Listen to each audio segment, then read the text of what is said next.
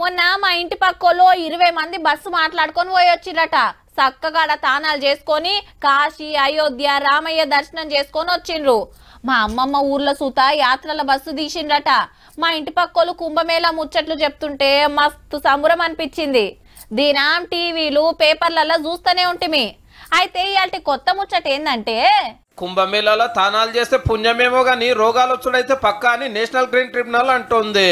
3 నదులు కలిసే త్రివేణి సంగమంకెళ్లి నీళ్లు పట్టుకుపోయి ల్యాబ్లో టెస్టులు చేసి డేంజర్ బ్యాక్టీరియా మోపైనట్టు తేలిందట. ఈ నీళ్లలో తానం చేసుడు మంచిది కాదు అనేది ప్రకృతిని కాపాడే ఈ సంఘం చెప్తున్నమాట. లేలే నీళ్లు మస్తు తేటగా ఉన్నాయి, తానాలు చేసుడే కాదు తాగినా ఏం కాదని ఉత్తరప్రదేశ్ సీఎం యోగి సార్ ఖుద్దు అసెంబ్లీలోనే చెప్పిండు. संगम का जल स्नान करने लायक भी है और आचमन करने लायक भी है। जो लोग इसका दुष्प्रचार कर रहे हैं उन सबको इस बात को देखना चाहिए. ఎవల మాట ఎట్లున్నా ఇప్పుడైతే కుంభమేళ కాడ గిట్లుంది. పూలదండలు, కొబ్బరికాయలు, ఊదుబత్తీలు, అబ్రెక్కాయిదాలు, పూజ సామాన్లు, నీళ్ళ బాటిళ్లు ప్రతొక్కటి నదిల్లే వారేస్తున్నారు. ఎప్పటిదప్పుడు మిషన్లు పెట్టి సాఫ్ చేస్తున్నా మోపోయే చెత్త మోపైతేనే ఉంది. ఒడ్డుకు చెత్త డబ్బాలు పెట్టినా పుణ్యం పేరు మీద నీళ్ళని గింత గలీజ్ చేస్తున్నారు కొందరు. భక్తులు తక్కువ వస్తున్నారా మరి?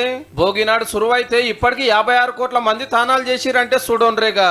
స్వామీజీలు, బాబాలు, నాగసాధువులు, అఘోరాలు, బయట దేశాల భక్తులు వస్తున్నారు. అందరు ఈడ తానాలు చేస్తుంటే లీడర్లు, సెలబ్రిటీల కోసం సపరేట్ ఘాట్లు పెట్టారు దూరాన. ఈ లీడ మునిగితే వాళ్ళు ఆడ మునుగుతున్నారు. 144 ఏళ్ల తర్వాత మహాకుంభమేళ వచ్చింది కాబట్టి ఈ టైంలో గంగల మునిగితే పుణ్యం వస్తుందని మనోళ్ళకి గట్టి నమ్మిక. ఎంత నమ్మిక అంటే నదిలకెళ్లి నీళ్లు కొట్టబోయి ఉత్తరప్రదేశ్ జైల్లో ఉన్న ఖైదీలకు తానాలు చేపించే అంత. ఇక మేము చేసిన పాపాలు మొత్తం కొట్టుకపోయినాయి, జైలుకెళ్ళి రిలీజ్ చేయండి అంటారేమో, జర చూసుకోండి సాలరు.